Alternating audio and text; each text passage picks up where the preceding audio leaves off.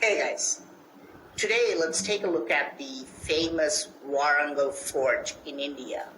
This is one of the strangest ancient sites. At first look, we can see thousands and thousands of rocks cut in various shapes strewn around all over this site. I mean, you can literally find any geometric shape you want in this site. This is extraordinary stonework.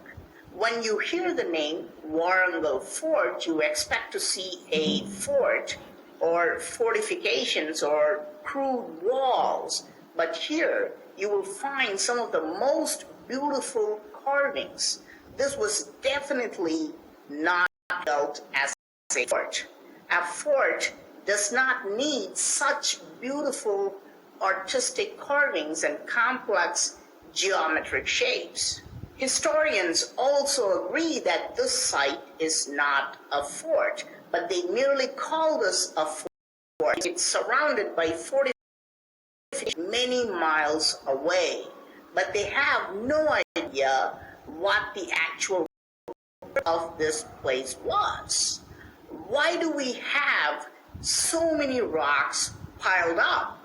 And in these piles, we can also find some of the most exotic Hindu gods lying in the dirt. These statues are priceless and are actually worth millions of dollars in India. You can see they're just left lying around in the dirt. Because we find several idols like this, some have argued that this site was built as a temple and it was later ruined. Was this site once an ancient temple, and was it ruined by nature or human beings? If you examine the site carefully, you can find something weird. There are at least a dozen different types of rocks. This is redstone, this is black basalt, and this is granite. This is bizarre because if a temple was built with a combination of all these rocks, it will just look ugly. All Hindu temples are usually built with the same type of rock. It would be impossible to use so many types of rocks for constructing a single temple. And the entrances to this site confirm that this was not a temple. The entire site is surrounded by 4 different entrances, which are just incredibly huge. They are each 33 feet tall. There are no walls surrounding it either. This is very unique. A temple does not need such tall entrances, and Hindu temples always have an outer wall around them. If this was not a temple and this was not a fort, what was going on here? What was the actual purpose of the site? No one has come up with an answer to this question, but after analyzing this place carefully, I can say this entire place was built as a manufacturing site, as a factory for mass manufacturing megalithic stone objects. Now, what I'm saying goes against all the theories of archaeologists and historians. They believe that every temple was built locally by local artisans and stonemasons who cut stone blocks and carved statues on site within the temple premises. But Warangal Fort shows something extraordinary. It shows that the pillars, statues, and even blocks for walls were built at a completely different location, a mass manufacturing site. This was the purpose of this site. Look at these rectangular blocks. For example, there are hundreds of them. They have the most amazing geometrical patterns, and each one is different from the others. What are these rectangular blocks? If we visit the temples around this area, you will realize that these blocks are actually centerpieces of ceilings in Hindu temples. All Hindu temples have these blocks fixed on top of the main deity. There is usually one such piece in each temple, and we find hundreds of these ceiling pieces in this site. This proves that these pieces were created here to be transported to hundreds of different temples.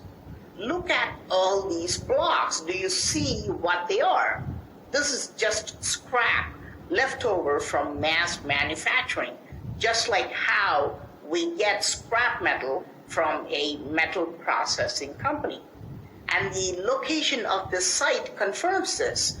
Warangal Fort is located at the dead center, and hundreds of temples are built all around it.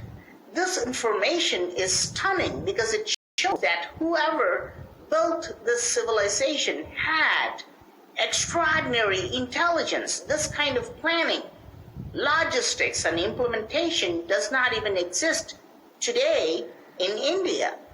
Having a central manufacturing site at a perfect location to transport finished stone blocks to all the temples. This is fantastic. But the question is, why?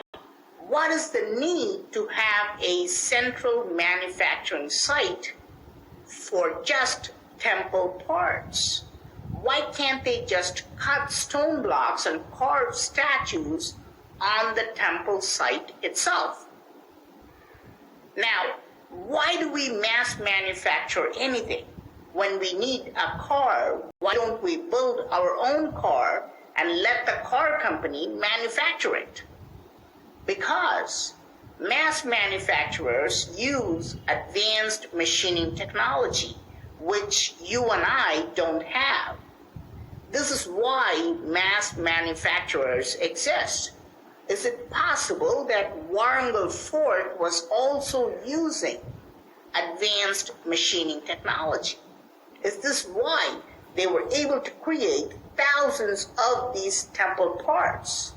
I mean, look at this lingam. Is it possible to create it with chisels and hammers and just primitive tools? Take a look at these ceiling parts. They look incredible, but if you pick any one of them and try to explain it in words, you understand how complex these blocks are. For example, this one has a protruding bud in the center. Note that it also has 8 small petals ready to come out on top of it. The bud is sitting on another small circle and surrounded by 3 perfect circles which are concentric, and they all have many petals carved on them. All these circles are placed in a perfect square which fits inside a perfect rhombus